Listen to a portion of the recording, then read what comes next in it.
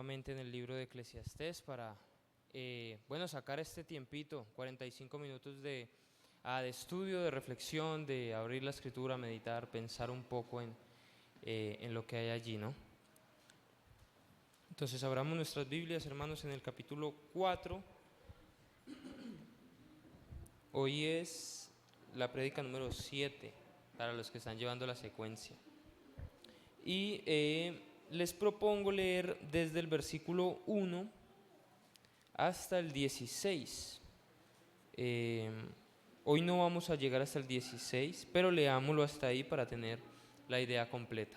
Entonces, Eclesiastés capítulo 4, verso 1 al 16, leo en favor de ustedes. Me volví y vi todas las violencias que hacen debajo del sol, y aquí las lágrimas de los oprimidos, sin tener quien los consuele, y la fuerza estaba en la mano de sus opresores, y para ellos no había consolador. Y alabé yo a los finados, los que ya murieron, más que a los vivientes, los que viven todavía, y tuve por más feliz que unos y a otros al que no ha sido aún, que no ha visto las malas obras que debajo del sol se hacen. He visto asimismo que todo trabajo y toda excelencia de obras despierta la envidia del hombre contra su prójimo. También esto es vanidad y aflicción de espíritu. El necio cruza sus manos y come su misma carne. Más vale un puño lleno con descanso que ambos puños llenos con trabajo y aflicción de espíritu. Yo me volví otra vez y vi vanidad debajo del sol. Está un hombre solo y sin sucesor, que no tiene hijo ni hermano, pero nunca cesa de trabajar. Ni sus ojos se sacian de sus riquezas, ni se pregunta, ¿para quién trabajo yo y defraudo mi alma del bien? También esto es vanidad y duro trabajo. Mejores son dos que uno, porque tienen mejor paga de su trabajo. Porque si cayeren, el uno levantará a su compañero. Pero ay del solo, que cuando cayere, no habrá segundo que lo levante. También si dos durmieren juntos, se calentarán mutuamente. Mas, ¿cómo se calentará uno solo? Y si alguno prevaleciere contra uno, doble resistirán, y cordón de 3 dobleces no se rompe pronto. Mejor es el muchacho pobre y sabio que el rey viejo y necio que no admite consejos, porque de la cárcel salió para reinar, aunque en su reino nació pobre. Vi a todos los que viven debajo del sol caminando como con el muchacho sucesor, que estará en lugar de aquel. No tenía fin la muchedumbre del pueblo que le seguía. Sin embargo, los que vengan después tampoco estarán contentos de él. Y esto es también vanidad y aflicción de espíritu. Bueno, hermanos, quedamos para dar el recuento y que nuestra mente pueda organizar, digamos, las ideas que hemos venido enlazando. Quedamos en comparaciones que hacía el predicador de una vida con Dios y una vida sin Dios. Fue lo último que estuvimos meditando, reflexionando. Y entonces vimos que cuando Dios no está en el centro de la vida, entonces las cosas no se ven como regalos, como gracia, sino que las cosas nos tiranizan, porque las empezamos a ver como proveedores de felicidad. Y entonces cuando no lo tengo que esforzarme por tenerlo. Y me puede tiranizar, ¿no? En segundo lugar, vimos que cuando en la vida no está Dios puesto en el centro de la misma, el ser humano desarrolla una conducta semejante a la de los animales, ¿no? Y pensamos como en el reino animal es el más fuerte, el que se enseñorea del más débil. Entonces nos volvemos un poco parecidos, porque solamente pensamos en mi necesidad, en que yo quiero estar en este puesto, y si paso por encima del que tenga que pasar, no importa, ¿no? En últimas, el más fuerte es el que tiene que prevalecer sobre el más débil. Y en el capítulo 4, entonces, teniendo esa idea, la idea anterior a esto es que él vio en el lugar de juicio, vio injusticia, ¿no? Y en todo este, digamos, reinado de los hombres como animales, porque no tenían a Dios en el centro. Entonces, él va ahorita a introducir una nueva idea en el capítulo 4. y es la idea de la soledad. Yo sé que acabamos de leer la porción y parece que hay muchas ideas separadas, ¿sí? Como que él está hablando de algo y salta a hablar de otra cosa, y eso parece un salpicón de ideas y uno dice, bueno, ¿cómo uno yo todo esto? ¿Cómo todo esto se enlaza? Porque parece que está hablando de violencia, de gente oprimida, después habla de que mejor es estar acompañado que estar solo, después dice unos dichos de que el necio cruza sus brazos, se come la carne, es mejor un puño. Entonces uno dice como, bueno, eso, sí, ¿cómo todo eso se enlaza? Ya llevamos 4 capítulos y creo que es muy evidente que Salomón tiene ese tipo de escritura, ¿sí? Y parece ser que él brinca de un lado a otro y en medio de eso coloca proverbios y dichos, pero en últimas, hermanos, quiero invitarlos a que veamos en esta porción bíblica que acabamos de leer que hay un factor que unifica todo esto, y es el factor de la soledad. Entonces lo que va a introducir ahorita el predicador y lo que va a decir, añadir a lo que ya nos dijo en el capítulo 3, es que cuando Dios no está en el centro de la vida, cuando Dios no se añade a la ecuación de la vida sin Dios es una vida solitaria, es una vida triste, y va a empezar a hablar de soledad. Entonces oremos. Padre, ayúdanos a encontrar el absurdo en la soledad.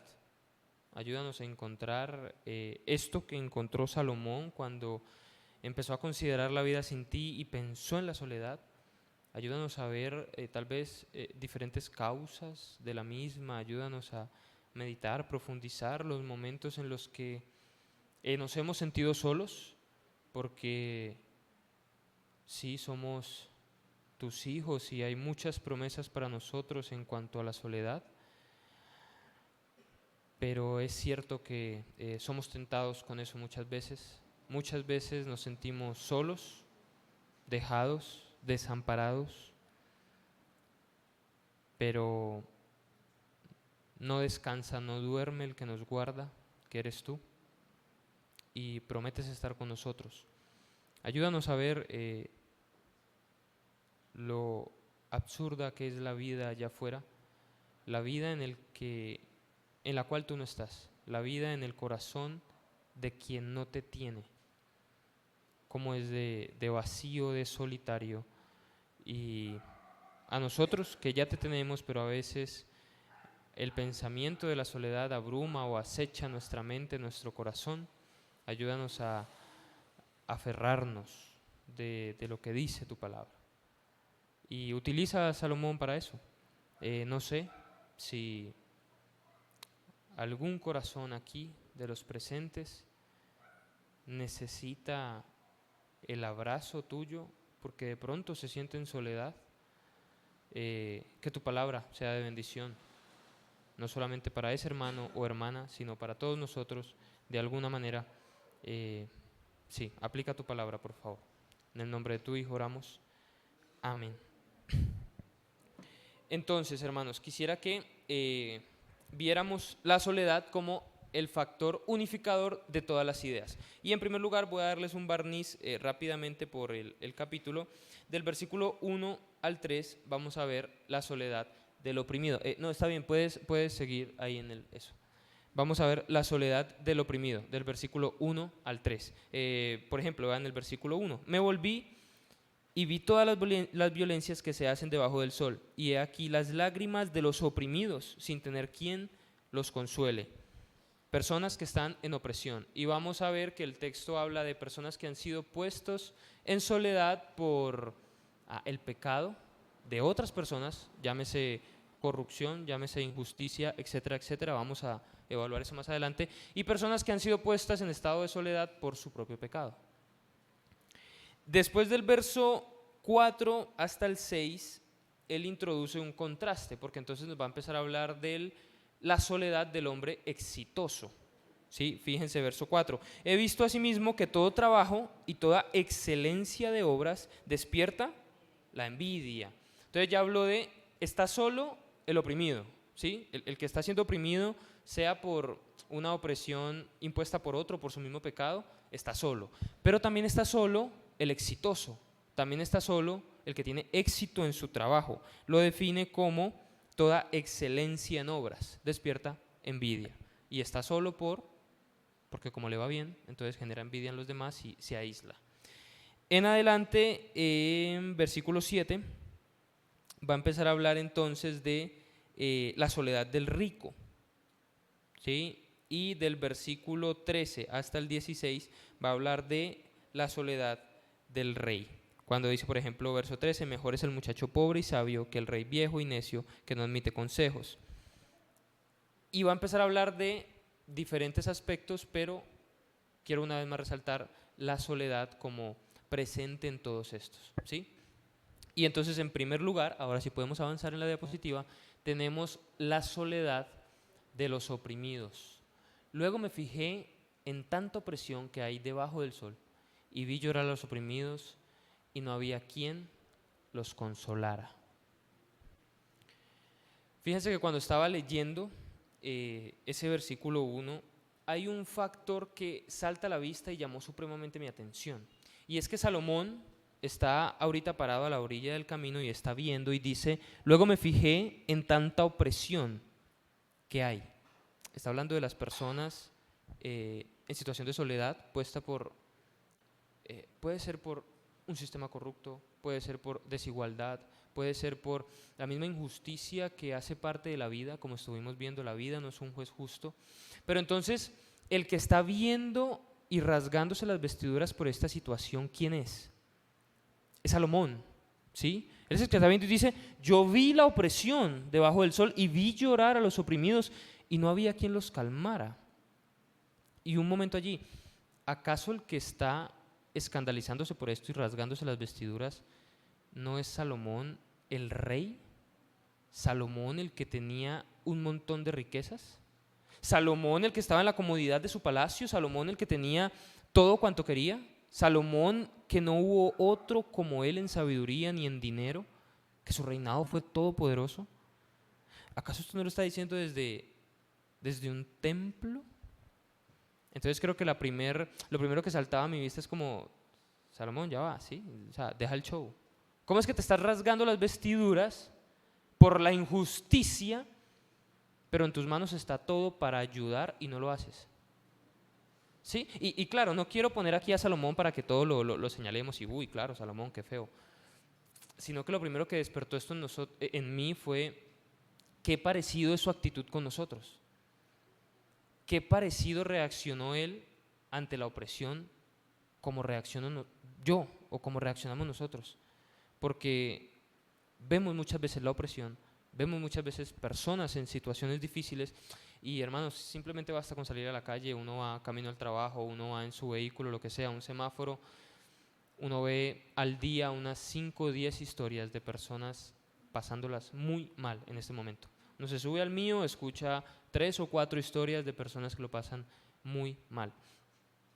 Y lo primero que salta a nuestra vista es como, eso es problema de otra persona. El Estado, el gobierno, etcétera, etcétera. Otros dirán, bueno, ¿y dónde están las organizaciones, las fundaciones? ¿Dónde está la iglesia? Que deben ayudar a los demás. Y como que siempre el problema es de otro. Y ante la opresión, vemos la opresión y como Salomón, sí, luego me fijé, vi la opresión, no había quien los oprimía. ¿Será que Salomón no podía hacer nada para solucionar esto? ¿Será que, no, bueno, ni siquiera para solucionarlo, ¿será que él no podía contribuir? ¿Será que estaba imposibilitado? ¿Será que nosotros muchas veces lo estamos? Porque siempre es como responsabilidad de alguien más. Y siempre es como, no, eso es asunto de él, que él mire a ver qué hace. O no, eso es de otra persona. El responsable de eso es, el responsable de que él esté así es... Y la Escritura dice que si nosotros tenemos algún bien material y vemos a nuestro hermano pasar necesidad y cerramos contra él el corazón, ¿cómo se va a decir mora el amor de Dios en esa persona?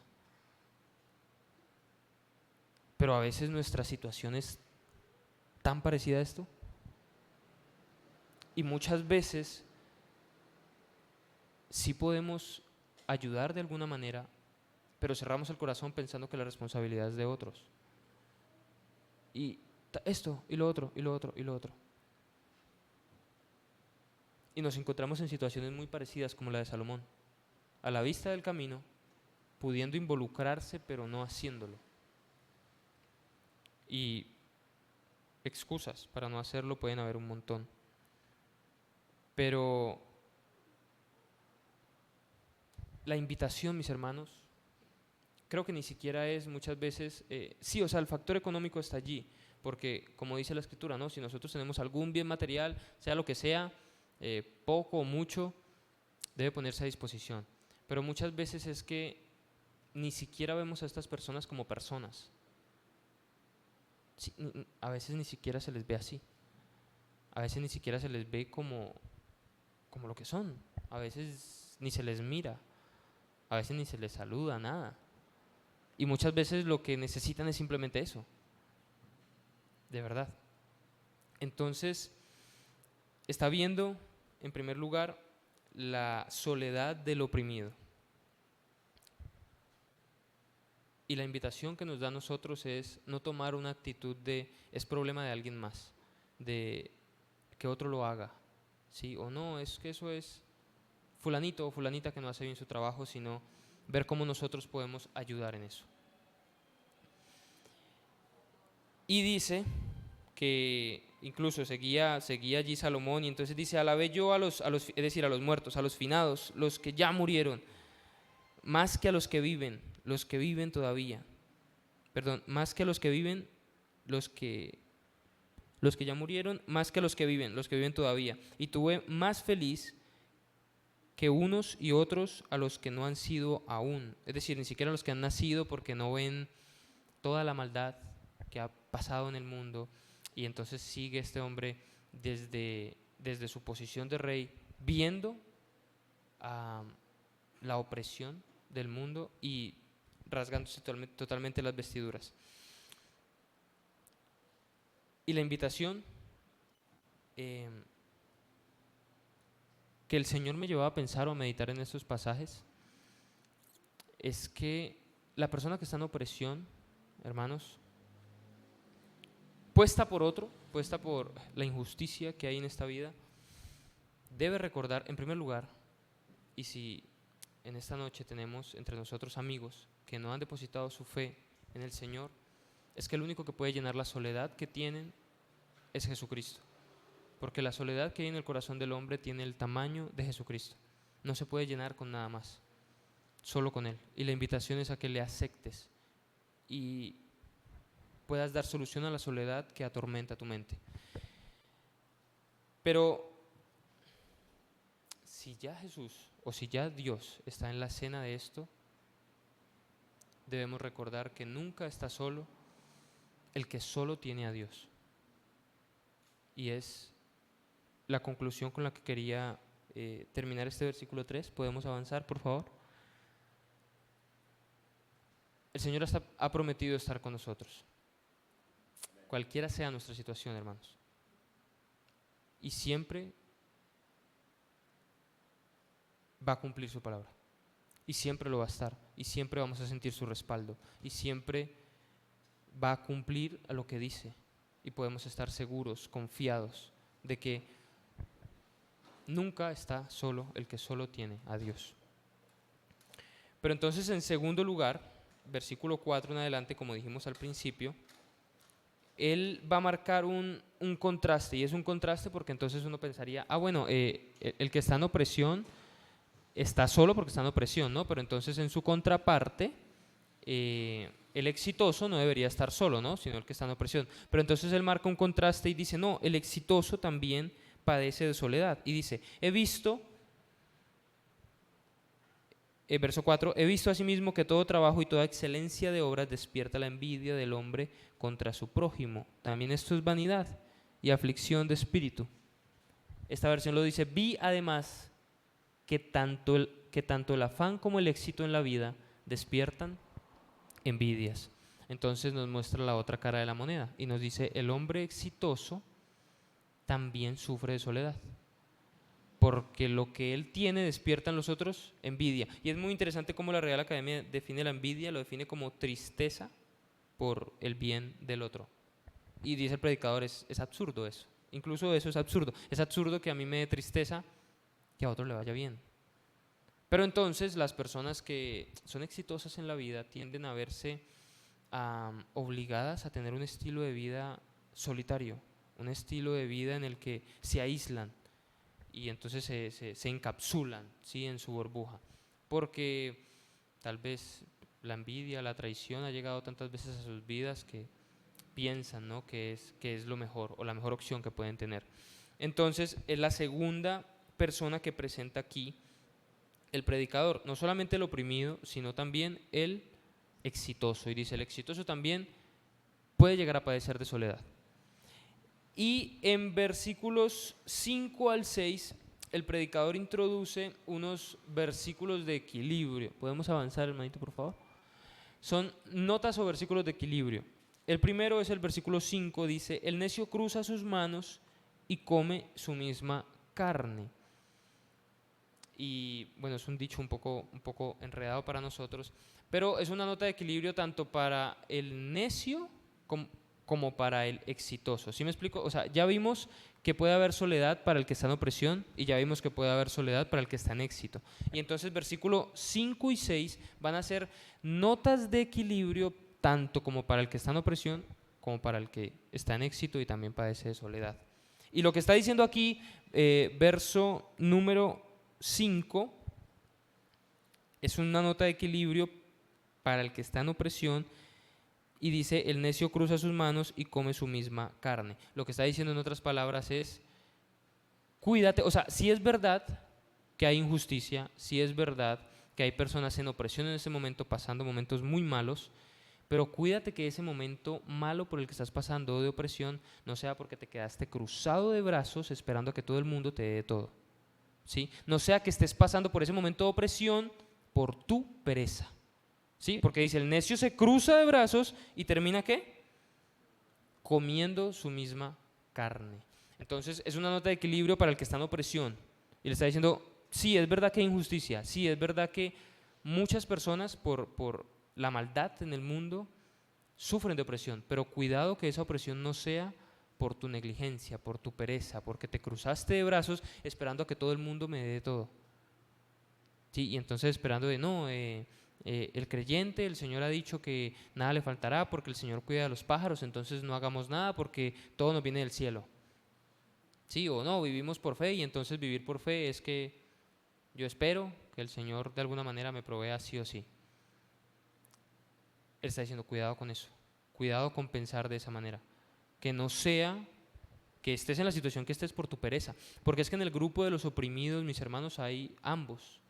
Hay personas que han trabajado muy duro, hay personas muy esforzados, muy echados para adelante, pero por la injusticia de la vida, tal vez no han obtenido las cosas que deberían haber obtenido por su esfuerzo. Pero también hay personas que se han cruzado de brazos esperando a que el gobierno es el que debe darles tierra, ganado y casa, y pensando que de ahí entonces que van a surgir, y por eso están en la situación que están. Entonces hay los dos grupos, y lo que está diciendo el predicador aquí es cierto que hay opresión, pero cuidado porque es que está viniendo la opresión, no sea porque te estés cruzando de brazos. Y el versículo 6 es una nota de equilibrio para el exitoso. Y dice, más vale un puño lleno con descanso que ambos puños llenos con trabajo y aflicción de espíritu. Entonces le habla al exitoso y le dice, cuidado que la razón de tu soledad no sea por la envidia de los demás, sino porque te estás ocupando tanto de las cosas que tienes que no estás abriendo la puerta a hacer relaciones con los demás. ¿Sí? Por eso dice, más vale un puño lleno, pero con descanso, disfrutando de los afanes de la vida, que dos puños llenos de afán, de perseguir el viento, de querer agarrar la vida, pero después darte cuenta que se te esfuma.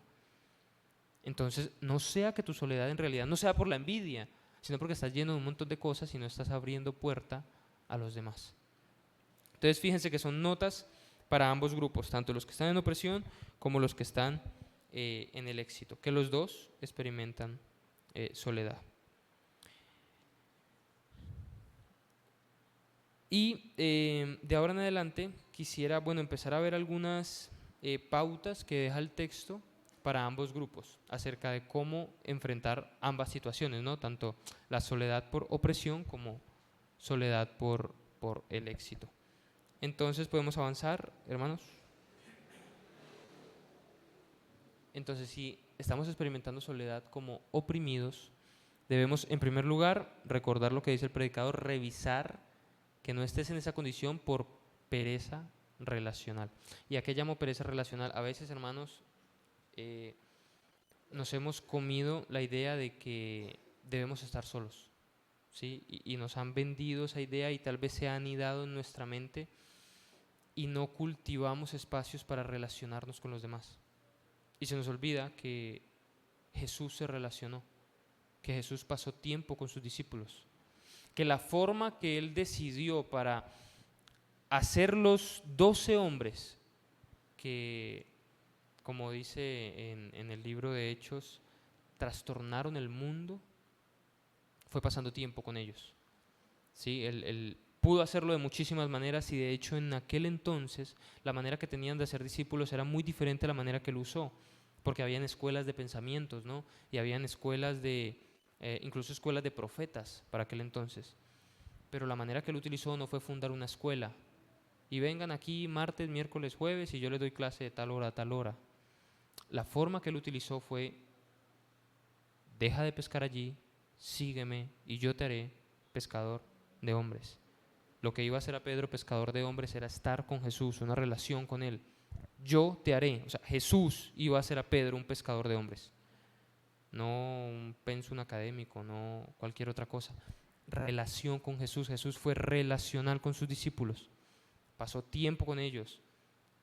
Todas las etapas que pudo pasar con ellos las pasó y todas las preguntas que tenía para con ellos intentó resolverlas. En momentos muy diferentes estuvo con ellos. Estuvo en momentos de mucha alegría, de abundancia, de escasez, de aflicción, de tentación, de traición, un montón de momentos. Y en medio de todo eso, cultivó el carácter de hombres para que más adelante ellos llevaran un mensaje que llegó incluso a nosotros, muchos años después. Entonces, que no sea, hermanos, que estamos teniendo en poco el relacionarnos. Dios quiere, Dios le gusta que cultivemos relaciones interpersonales, que pasemos tiempo entre nosotros, que nos discipulemos, no solamente entre creyentes, sino también que hagamos nuevas relaciones con las personas de allá afuera. Él dijo, los sanos no necesitan médicos, son los enfermos. Y él no solamente pasó tiempo con sus discípulos, sino también con personas inconversas. Y los religiosos no podían creer eso y decían, ¿cómo es posible? Se sienta, come, bebe con prostitutas, cobradores de impuestos, ladrones. Y él dijo, bueno, esta es la gente que lo necesita, ¿no? Él fue relacional, no hizo acepción de personas. Entonces, que no sea que estemos teniendo en poco eso.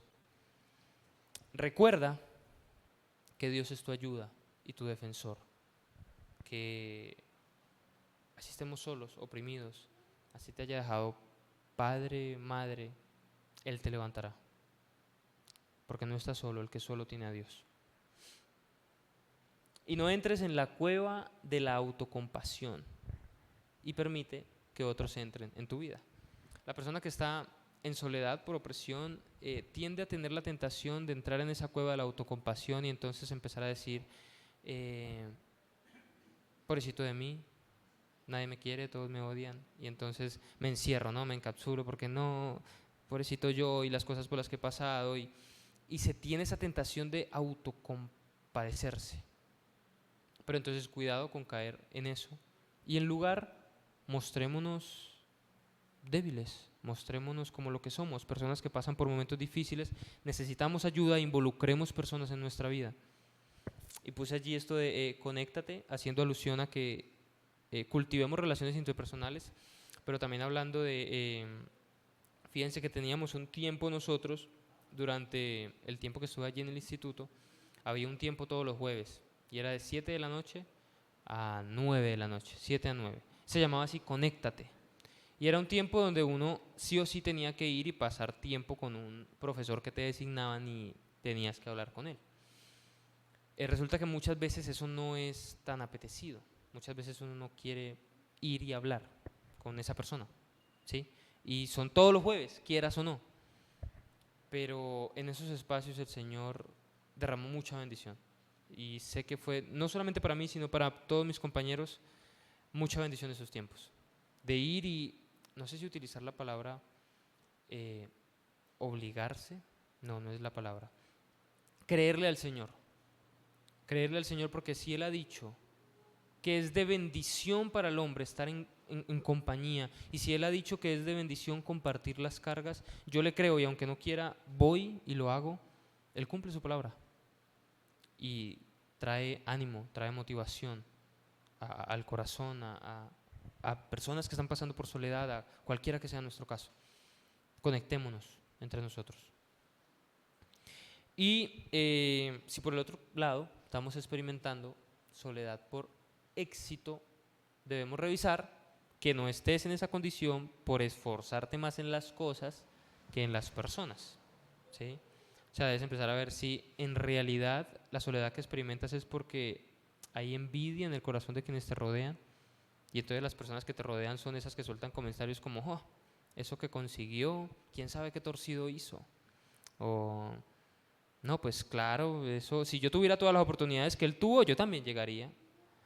O no, pues que hay gente que nace con la estrella, ¿no? Y cosas así que ustedes conocen, ¿no? Frases que dice gente envidiosa, que espero nosotros no. Pero entonces debemos revisar que la soledad o ese aislamiento que estamos experimentando no sea porque en realidad estamos invirtiendo más tiempo en las cosas que en las personas. Y empezar a cultivar relaciones. Recuerda que estás ahí por gracia de Dios, reconoce a las personas que han estado en tu proceso. Si estás en un muy buen momento de tu vida y el Señor te ha permitido ser exitoso en X área, recuerda que es gracia. Recuerda que no estás ahí porque eres hábil, porque eres elocuente, habilidoso, diestro, porque tú sí eres bueno en eso y otros no, porque tú sí esto y otros no. Es gracia, ¿sí? No creamos esa prédica que anda por allí de autosuperación y entonces estos hombres que salen por allí en YouTube, yo creo que los han escuchado diciendo, no, tienes que tener mentalidad de tiburón y entonces tú eres un tiburón y los otros son pescaditos y por eso los otros te envidian, ¿sí? Y tú eres un águila y los otros son patos y los patos no pueden llegar donde están las águilas y todo ese discurso, ¿no? Y entonces mentalidad de águila, no, no es cierto. Si estás donde estás, no es porque seas un águila y los otros sean patos, ¿sí? Eres un pato que fue puesto en un lugar por gracia. No es más. Y más bien reconozcamos que es un don de Dios eso. Y que hay personas en ese proceso que nos ayudaron. Y seamos agradecidos. Porque nadie llegó al lugar que está por sí solo. Toda persona tuvo un proceso. Y en ese proceso Dios coloca gente que te ayuda, gente que de alguna manera te hizo ser quien eres hoy. Invirtió en tu vida, invirtió en ti, te ayudó con esto, te ayudó con lo otro. Reconozcamos que hay un proceso detrás de eso y que es gracia de Dios.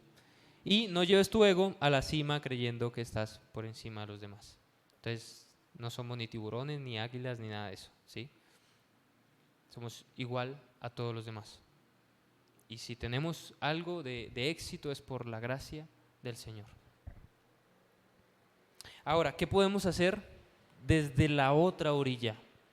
Es decir, ¿cómo yo trato a la persona que está en esa situación? Sí, si ya identifiqué que tal vez no estoy pasando por esa etapa en mi vida, pero conozco a alguien que sí lo está pasando, ¿qué hago desde esta otra orilla?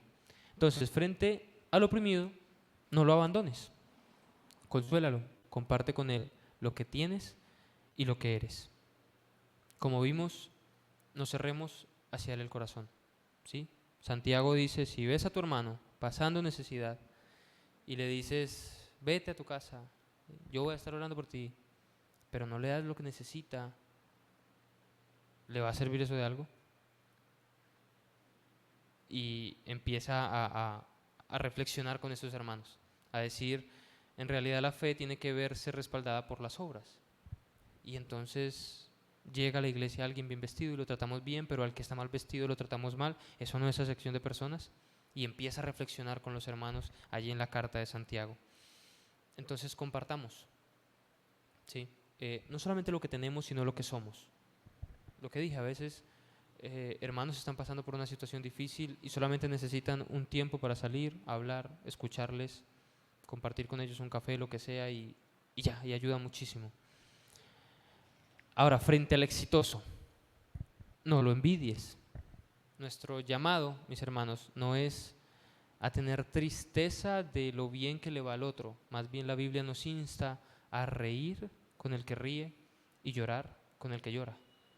Que si el hermano logró algo, me alegro por él, doy gracias a Dios por él, agradezco lo que le está pasando en su vida. Pero no es que el hermano cambió el carrito y quién sabe qué hizo, en qué está metido. No.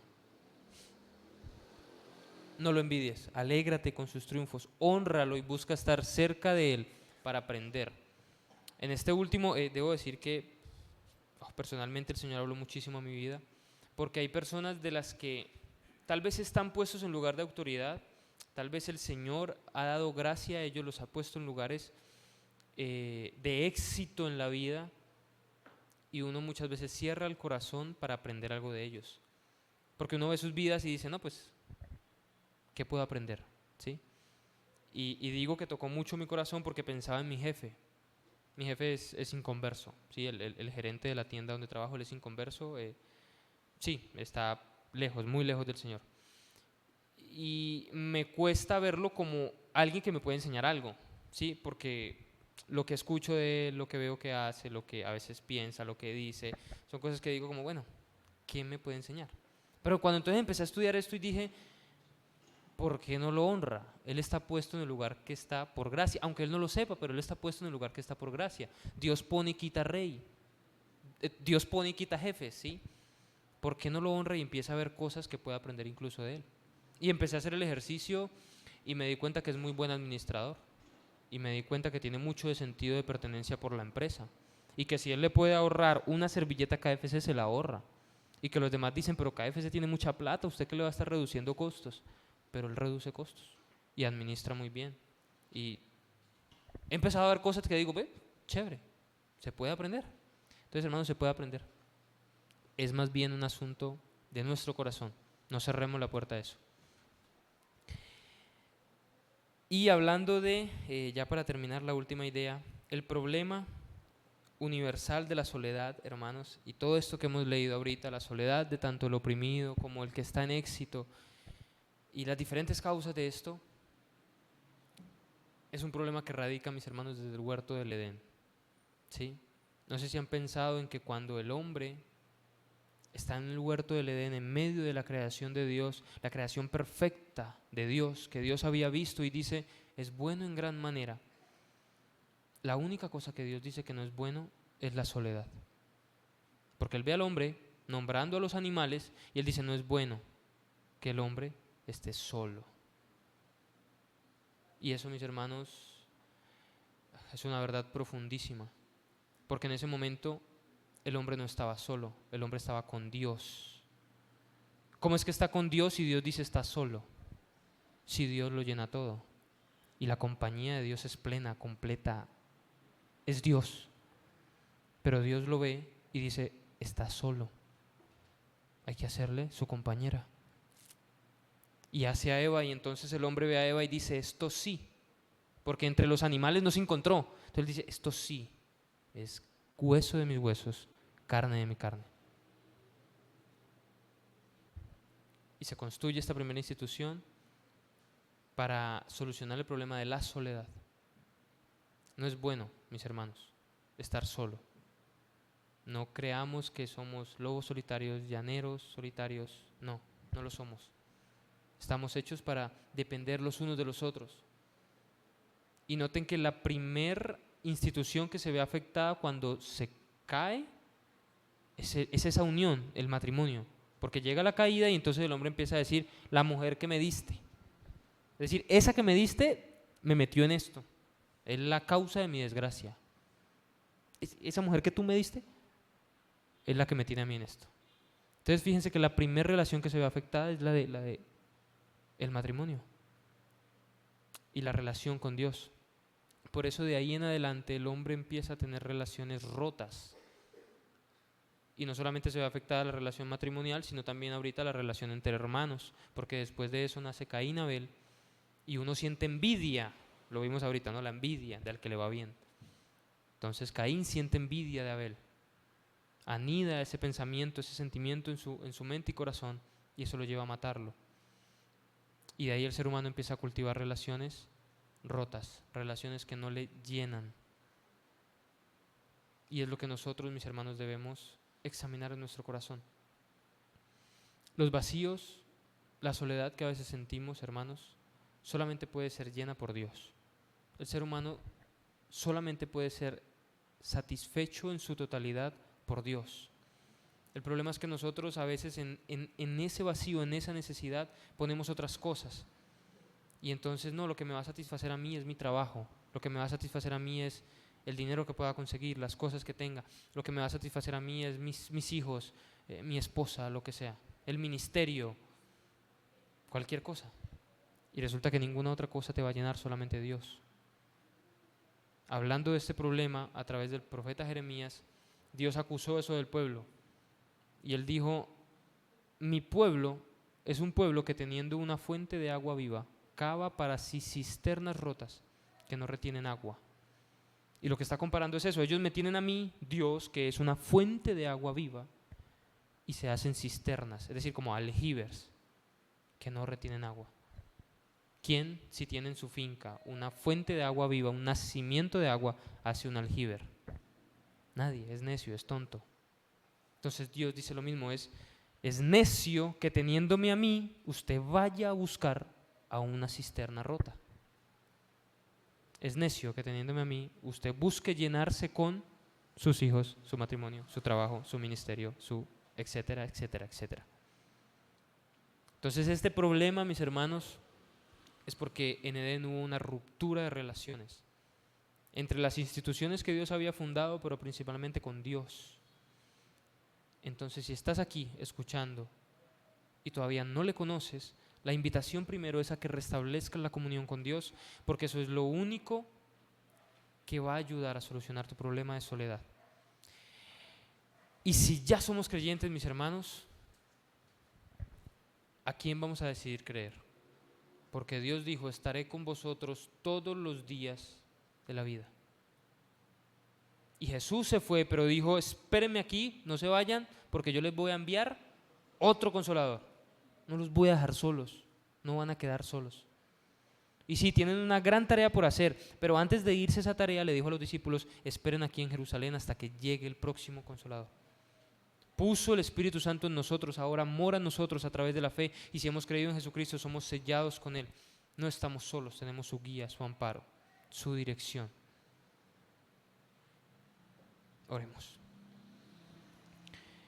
Dios, Padre, gracias. Gracias porque has dado solución a este problema universal de la soledad. Gracias porque es cierto que en Edén el hombre se separó de ti y empezamos a buscar en un montón de cosas donde llenar el vacío que quedó en nuestro corazón y nos dimos cuenta que solamente en ti el hombre puede ser lleno totalmente, que solamente tú nos satisfaces. Ayúdanos a recordarlo cada día, no buscar en cisternas rotas. Ayúdanos a mostrar el amor que la iglesia debe mostrar para aquellos que sí están rotos, que están desamparados, que están oprimidos en soledad. Aquellos a quienes la idea de que no le importan a nadie, de que tal vez son de poco valor, de que se sienten oprimidos, dejados a un lado, menospreciados. Ayúdanos a nosotros a extenderles a esas personas el amor que tenemos en Cristo. Y tal vez no trasladarle la responsabilidad a otras personas. Tal vez no decir, no, eso le compete a fulanito o eso le compete a otra persona, sino ver cómo nosotros podemos a ayudar, ser de bendición. Y que cuando tengamos la oportunidad de hacerlo, no cerremos el corazón, sino que pongamos a disposición las cosas que nos has dado para ayudar. Ayúdanos como iglesia a extender al mundo el amor, la gracia, la misericordia que hemos degustado de tu mano. De lo que tú nos diste queremos dar a otros. Y si en nuestro corazón a veces asoma o acecha la idea de que estamos solos, pasando por ese problema o pasando por esa adversidad, que la palabra del Señor nos anime, que la palabra nos dé consuelo, que tu palabra nos recuerde que no estamos solos porque estamos contigo, que tú nos cuidas, nos proteges, que tienes cuidado de nosotros, que nos amas y que nos vas guiando por cualquiera que sea la temporalidad que nos encontremos. Ayúdanos a descansar y confiar en esas promesas. En el nombre de tu Hijo Jesucristo. Amén.